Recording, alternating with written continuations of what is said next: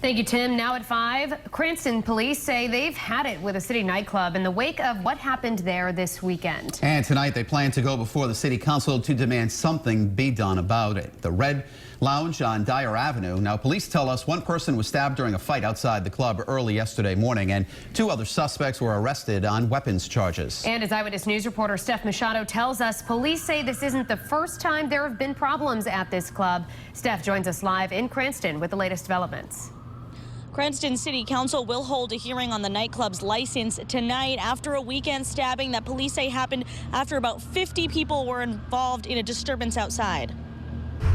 Red Lounge is under scrutiny after Cranston police say it was the scene of the second large disturbance in a few weeks. This time, police say a 30-year-old man was stabbed around 1 a.m. Sunday. They found him in a car with 29-year-old Ruben Cadet and 30-year-old Eric Del Rosario, who police arrested on weapons charges after finding a gun and ammo. No one has been charged with the stabbing. We just don't want that nonsense in Cranston.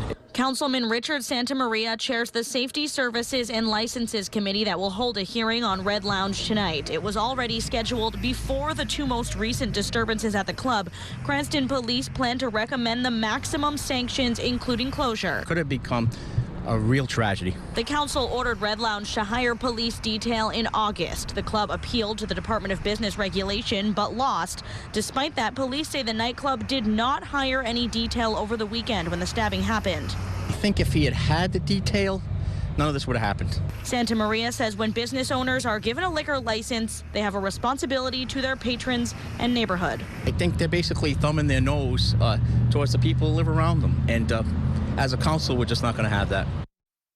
And I did speak with Red Lounge's attorney. He says he hasn't met with the club's owner yet in order to comment, but they will be at tonight's meeting. Now, coming up new at 6, we'll tell you more about the nightclub's past problems with police. Reporting live in Cranston with the Mobile Newsroom, I'm Steph Machado, Eyewitness News. A stabbing over the weekend has prompted officials to take a closer look at a Cranston nightclub. And new at 6, we are learning more about the club's troubled past.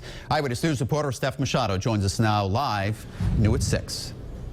Cranston police told a city council committee last month that they've responded to Red Lounge more than 14 times this year, and that was before 2 recent disturbances, including one over the weekend where a man was stabbed. Cranston police say up to 50 people were involved in a disturbance this weekend outside Red Lounge, where 1 man was stabbed and 2 others were arrested on gun charges. It came less than 3 weeks after another large commotion outside the nightclub. In that police report we obtained, an officer writes, "It should be noted over the past several months, officers, including myself, have responded to this location for disturbances, erratic operation of vehicles, loitering after hours, noise complaints, and parking issues." We just don't want that nonsense in Cranston. Councilman Richard Santamaria chairs the committee that will meet this evening to discuss the club's fate. He says the club was ordered by his committee on August 1st to hire police detail. Police confirm the club did not hire any this weekend when the stabbing happened. I think if he had had the detail, none of this would have happened. Police testimony from that August 1st hearing also detailed a prior assault arrest, 3 disturbances, a car theft, and 14 calls to police about people leaving the club. The first thing we say when we approve a liquor license is be a good neighbor. Now, that hearing about Red Lounge is at 7 p.m. Police say they plan to recommend the maximum sanctions. Red Lounge's attorney said he couldn't comment yet because he hadn't yet met with the club's owner. And by the way, police have not arrested a stabbing suspect from over the weekend. They say the victim is not cooperating. Reporting live in Cranston with the Mobile Newsroom, Steph Machado, Eyewitness News.